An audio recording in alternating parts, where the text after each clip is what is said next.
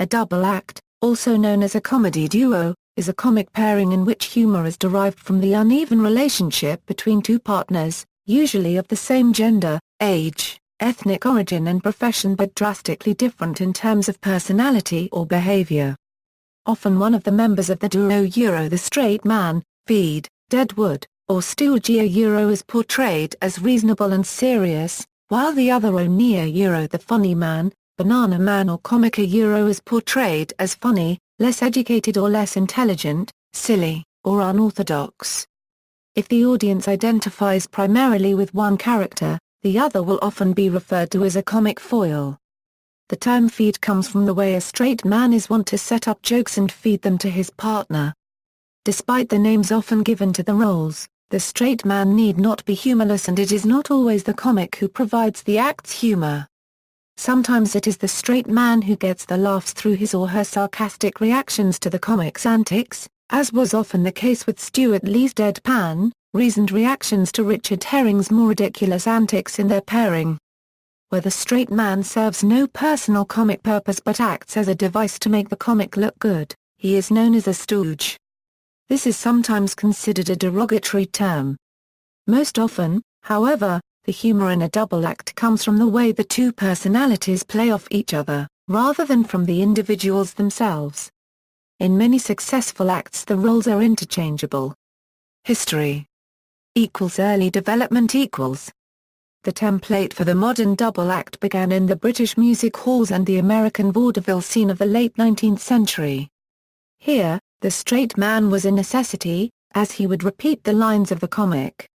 This was done simply because the audience would be noisy, and repeating the joke gave the audience a fighting chance of hearing the joke and the comedians a fighting chance of getting a good reaction. Soon the dynamic developed so that the straight man became a more integral part of the act, setting up jokes to which the comic could then deliver the punchline. At various stages, acts such as George Burns and Gracie Allen, Abbott and Costello, Flanagan and Allen, Gallagher and Sheen, and Smith and Dale were all popular draws. The dynamic continued to develop, with Abbott and Costello using a modern and recognizable formula in routines such as Who's on First? In the 1930s, and Flanagan and Allen using cross-talking. Though vaudeville would last well into the 1930s, its popularity began to wane owing to the gradual rise of motion pictures, and some acts disappeared, having failed to survive the transition to movies. By the 1920s, double acts were beginning to attract worldwide fame more readily through the silent era. However, because of the obvious restrictions, the comedy was not derived from cross-talk, or clever verbal exchanges but through slapstick routines and the actions of the characters. The first double act to gain worldwide fame through film was Laurel and Hardy. Before meeting, the pair had never worked together on stage, though both had worked in vaudeville. Stan Laurel with Charlie Chaplin as part of Fred Karno's Army and Oliver Hardy as a singer. Laurel could loosely be described as the comic, though the pair were one of the first not to fit the mold in the way that many double acts do, with both taking a fairly equal share of the laughs. The pair first worked together as a double act in the 1927 film Duck Soup.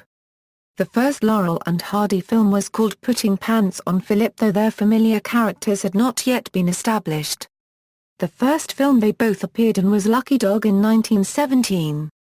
Laurel and Hardy adapted well to silent films, both being skilled at slapstick, and their non-verbal interplay with each other and the audience became famous. Laurel's cry and Hardy's downtrodden glances to the camera whenever something went wrong and were carried over to their later talkies.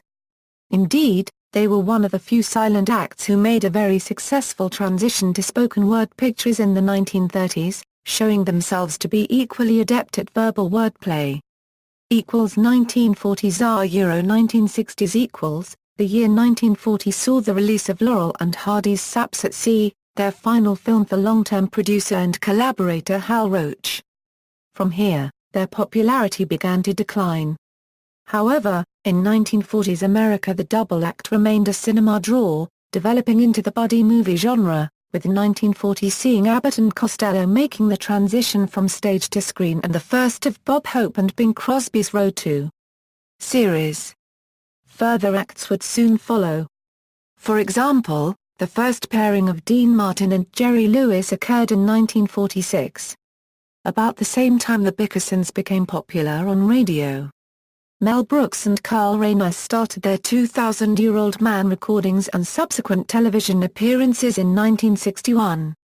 The genre has continued to exist in cinema while also making a successful transition to radio and later television via the Smothers Brothers and Rowan and Martin's Laugh-In.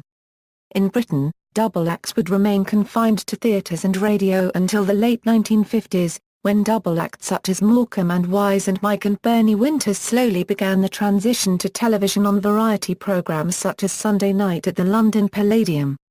It was not until the mid to late 1960s that these acts truly came into their own.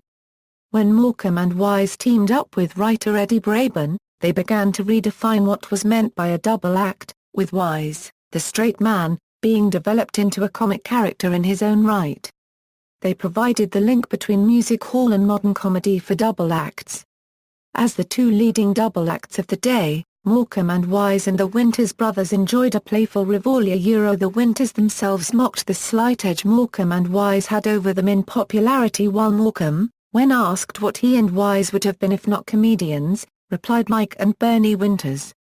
Throughout the 1960s and 1970s, the traditional formula was shunned by the two Ronnies, who completely dispensed with the need for a straight man, and Peter Cook and Dudley Moore, two Oxbridge-educated comedians who used the double act to deliver satire and edgy comedy. 1970s Light entertainment in Britain in the 1970s was dominated by Morecambe and Wise, who enjoyed very impressive ratings, especially on their Christmas specials. Although Mike and Bernie Winters' popularity declined, the two Ronnies' success grew greatly while Peter Cook and Dudley Moore sporadically produced acclaimed work, in particular their controversial recordings as Derek and Clive from 1976 to 1978. The mid to late 1970s saw a resurgence in American double acts. Blazing Saddles featured a memorable performance between Mel Brooks and Harvey Korman. Saturday Night Live, first broadcast in 1975, provided a group of comedians who were prepared to appear with each other in sketches as double acts and has continued to do so. In particular, it was here that Dan Aykroyd and John Belushi honed their characters, the Blues Brothers, who would soon be propelled to fame in the 1980 buddy movie of the same name. Gene Wilder and Richard Pryor also embarked on a string of successful buddy films in the 1970s. Cheech and Chong also gained massive popularity during this time. Occasionally the straight man-funny man dynamic would appear in contexts unexpected and between characters not normally thought of as comics. This often appeared in the James T. Kirk-Mr. Spock relationship in several episodes of the original Star Trek series. 1980s Morecambe and Wise had dominated British light entertainment throughout the 1970s, but their presence had begun to wane in the early 1980s. When Morecambe died moments after finishing a solo show in 1984, the best-loved double act in British comedy came to an end, and several new acts emerged. However, the two distinct groups could not have been more different.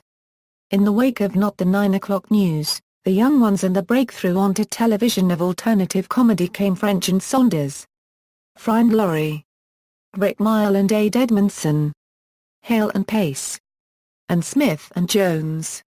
These edgier comics were more brash and cruder Euro-comedy's answer to punk rock. They developed the satire and vulgarity of Peter Cook and Dudley Moore rather than the more gentle humor of Morecambe and Wise and the two Ronnies. In fact, Smith and Jones showed blatant disregard for their predecessors, openly mocking the two Ronnies. 1990s are Euro present day. The early 1990s saw comedy become the new rock and roll in Britain, and this was inherent in the work of Newman and Baddiel and Punt and Dennis on the Mary Whitehouse Experience. Newman and Baddiel in particular symbolized this rock and roll attitude by playing the biggest ever British comedy gig at Wembley Arena. However, with this came tension. Newman and Baddiel fell out with Punt and Dennis, not wishing to share screen time with them, and then with each other. David Baddiel went on to form another successful double act with Frank Skinner. The 1990s also saw the introduction of one of comedy's strangest yet most successful double acts in Reeves and Mortimer. they at the same time deconstructed light entertainment and paid homage to many of the classic double acts.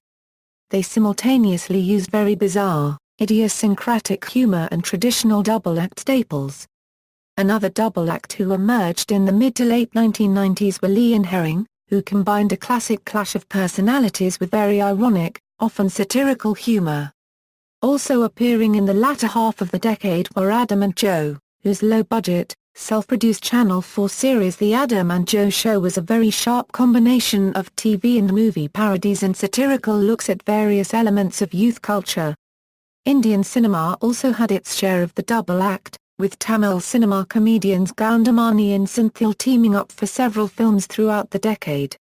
In Sri Lankan cinema, the famous double act is found with Sri Lanka cinema comedians Bandhu Samarasinghe and Tennyson Corey, where they pioneered Sri Lankan commercial film industry in 2000s. Mitchell and Webb are another successful double act from the 2000s onwards. Having multiple sketch shows on both radio and TV as well as starring in the award-winning sitcom Peep Show, however, most of the 2000s most successful double acts take their inspiration from the oddest strain of double act comedy spearheaded by Reeves and Mortimer. Matt Lucas and David Walliams, who had previously worked with Reeves and Mortimer, also took inspiration from the two Ronnies. The Mighty Bush also played with the formula but essentially remained traditional at their roots. Another popular current light entertainment presenting act is Ant and Dec, who were a very basic yet effective example of a double act. United Kingdom, in its British form, the two actors would usually be composed of a straight man, or feed, and a comic, the purpose of the feed being to set up jokes for the comic. This would rely heavily on comic timing. Morecambe and Wise are arguably the quintessential British double act. They followed the traditional formula with Eric Morecambe as the comic and Ernie Wise as the feed. However, other British acts such as the two Ronnies, Hale and Pace, Rick Mile and Adrian Edmondson, Reeves and Mortimer, French and Saunders, Mitchell and Webb, Mel Smith and Griff Rhys-Jones, Fry and Laurie, Lee and Herring, Armstrong and Miller, Peacock and Gamble, the role of comic and straight man are less obvious, largely interchangeable or dispensed with altogether. More obvious British examples of the comic feed dynamic are Cannon and Ball, Little and Large, or the children's entertainers The Chuckle Brothers, where the straight man acted largely as a humorless setup for the comic. Peter Cook and Dudley Moore perhaps also deserve a mention as being the first double act to go against the grain, and turn their double act into a complex analysis of the two's relationship. In many of the sketches Cook played the domineering know-it-all and Moore the put-upon dimwit. This dominance was accentuated by the difference in height between the two, and the speed of Cook's mind, which meant that he could ad-lib, and force Moore to corpse in a Pete and Dud dialogue, leaving him helpless to respond. As the partnership progressed into the often improvised Derek and Clive dialogues, these light-hearted attempts to make Moore laugh became, as a result of Cook's growing insecurity and alcoholism, aggressive attacks on the defenseless Moore. However, carrying on the tradition of going against the grain of traditional double acts, when the partnership dissolved in the late 1970s, it was Cook whose career stalled due to boredom, alcoholism and lack of ambition, while Moore went on to become one of Hollywood's most unlikely leading men. Sitcoms. The double act has also become a popular theme in British sitcoms. One of the earliest examples of this was the relationship between Tony Hancock and Sid James in the Galton and Simpsons series Hancock's Half Hour. James played a down-to-earth character while Hancock was pompous and had delusions of grandeur, and the comedy was derived from the two playing off each other's characteristics. A common trend in sitcoms is to place the double act in a situation where they are forced together through uncontrollable circumstance. In another Galton and Simpson production, Steptoe and Son, a son, with great ambition, was forced to live with his elderly, manipulative father as a rag-and-bone man. The comedy derives from the way the characters interact in their tempestuous relationship. The series also has more heart-rending moments as the son despairs at his inability to escape his needy, selfish, grasping father. Porridge saw an habitual criminal, Fletcher, and a young, naive, first-time prisoner, Lenny Godber. The two would bicker but endured a relationship of mutual respect. Also, he formed a partnership with David Jason in Open All Hours, who played Granville while Barker played Albert Arkwright. Many don't see this as a comedy duo, but the straight man element coupled with Barker's funny man antics on the show are still compressed into the script.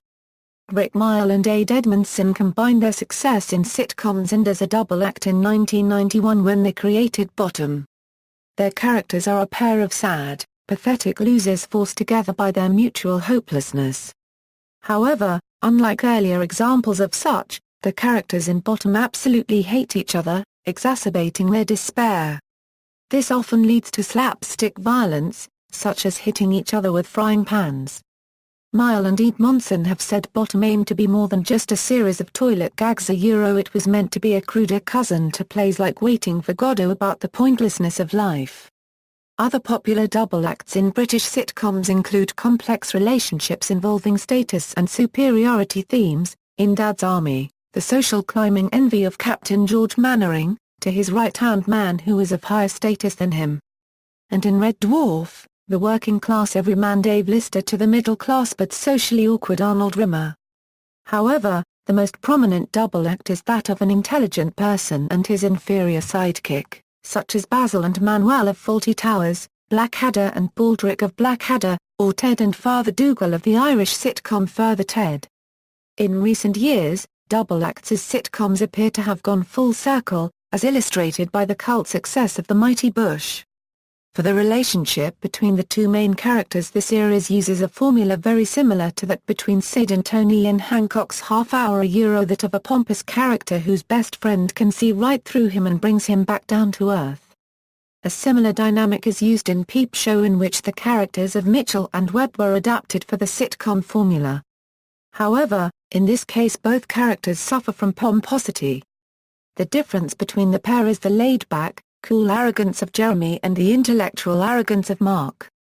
US and Canada. In the United States and Canada, the tradition was more popular in the earlier part of the 20th century with vaudeville-derived acts such as Laurel and Hardy, Abbott and Costello, Burns and Allen, and Wheeler and Woolsey, and continuing into the television age with Martin and Lewis, Kenan and Kel, Bob and Ray, the Smothers Brothers, Wayne and Shuster, Allen and Rossi, Jack Burns and Avery Schreiber, Rowan and Martin, Mike Nichols and Elaine May, the Wayans Brothers, Troy and Abed from Community, Sean and Gus in Psych, and Dwight Schrute and Jim Halpert in The Office. More recently, the idea has been largely supplanted by that of the buddy movie genre, which has introduced several notable comedy partnerships not formally billed as a single act in the traditional manner. The earliest example of such a team may have been Bob Hope and Bing Crosby. Later examples include Gene Wilder and Richard Pryor, Dan Aykroyd and John Belushi, Mike Myers and Dana Carvey, David Spade and Chris Farley, and child stars Kenan Thompson and Kel Mitchell.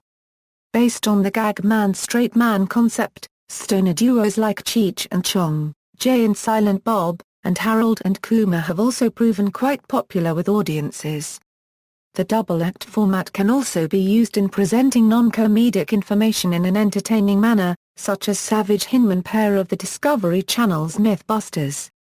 From 2006 to 2010, Apple used the double-act formula successfully in its popular series of I'm a Mac and I'm a PC ads with John Hodgman and Justin Long.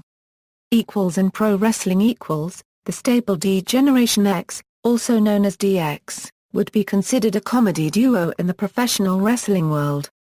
In this case, Triple H would be the straight man, and Shawn Michaels would be the funny man. Wrestling commentary teams have often served as comedy duos, perhaps the most famous being the comedically villainous Bobby the Brain Heenan and his straight-laced, down-the-middle partner Gorilla Monsoon. More recent examples would include the announced team of Jerry the King Lawler and Vince McMahon in the mid-1990s, and later the duo of Lawler and Jim Ross during WWE's Attitude Era. China. In China, xiangxiang is a traditional comedic performance usually in the form of a dialogue between two performers. Japan. In Japan, the manzai tradition parallels that of the double, although it is more formulaic. Here there is a distinguished straight man and funny man, and the humor consists of quick jokes full of slapstick humor and social misunderstandings. Germany. In Germany, tar 1/4 NNES and Sch currency L, two Cologne puppet theatre characters, fit to the concept of fool and straight man.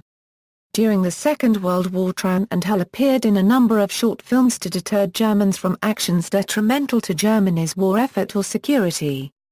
Between 1950 and 1980, the most popular comedy duo of East Germany, Herricht and Preil, ran a very successful double act, with Hans-Joachim Preil as the straight man and Rolf Herricht as the comic.